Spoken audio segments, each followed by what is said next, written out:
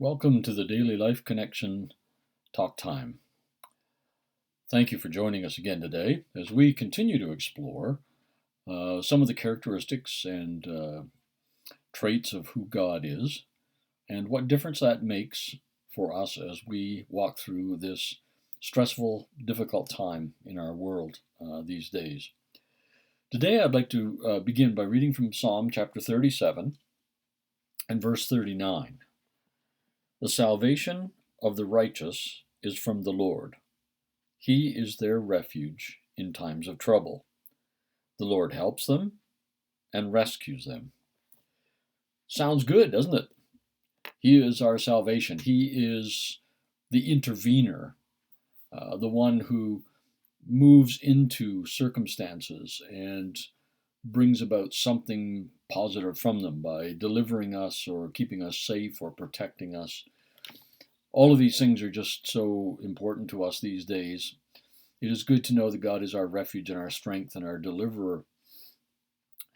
But it says, the salvation of the righteous is from the Lord, which raises the question, am I righteous? Am I good enough to qualify for his intervention on my behalf? That's a big question, isn't it? And how do I know if I'm righteous enough?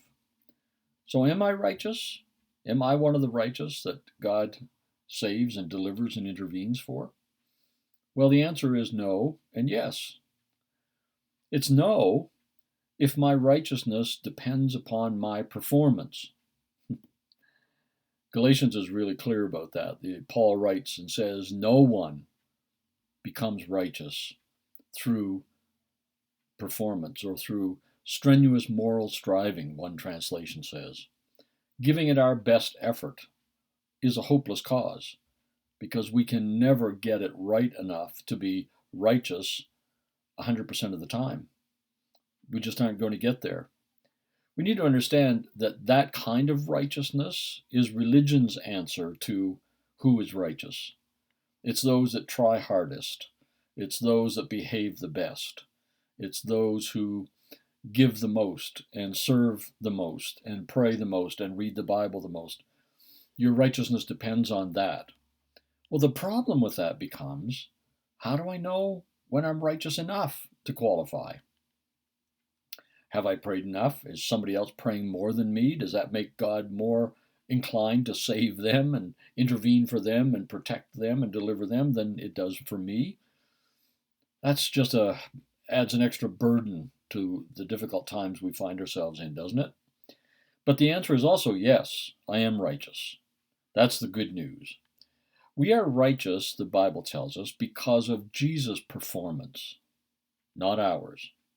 He performed perfectly. He behaved perfectly. He fulfilled all the obligations of right behavior and was a righteous person.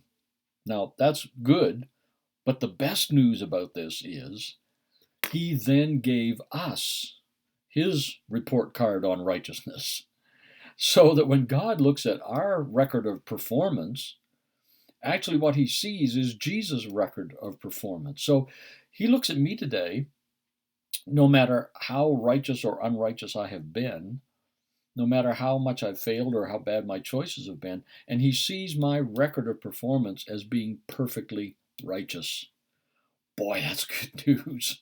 That is incredibly good news, that he became sin so that we could become the righteousness of God. That's just so powerful, because what it means is, because of Jesus and his righteousness and the fact that he gave it to me, then I now qualify for Psalm 37 and verse 39. The salvation of the righteous, that's me, because of what Jesus has done, is from the Lord. That's the good news. So the good news today is we are righteous because of Jesus' performance. It has nothing to do with my performance in either direction, good or bad, success or failure. So we need to quit trying to be good enough and simply trust that what Jesus did passed the grade and gave us his report card. You see, I can still score 0 today on the good enough test and still be fully qualified. That's what that word righteous means, or God approved, or fully qualified for all the blessings of God. That's what we are today, fully qualified for God to intervene on our behalf. So because of what Jesus did, we're automatically in on the promise of Psalm 37:39.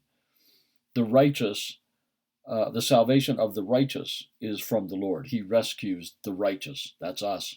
We're in on it. You don't have to earn it. You don't have to get in the right frame of mind.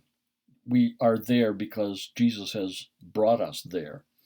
So today, rather than trying to be good enough to deserve God's intervention in his protection and his deliverance in this time of a pandemic, let's just stop and give Jesus thanks that he has fully qualified us. Our status with God is fully approved.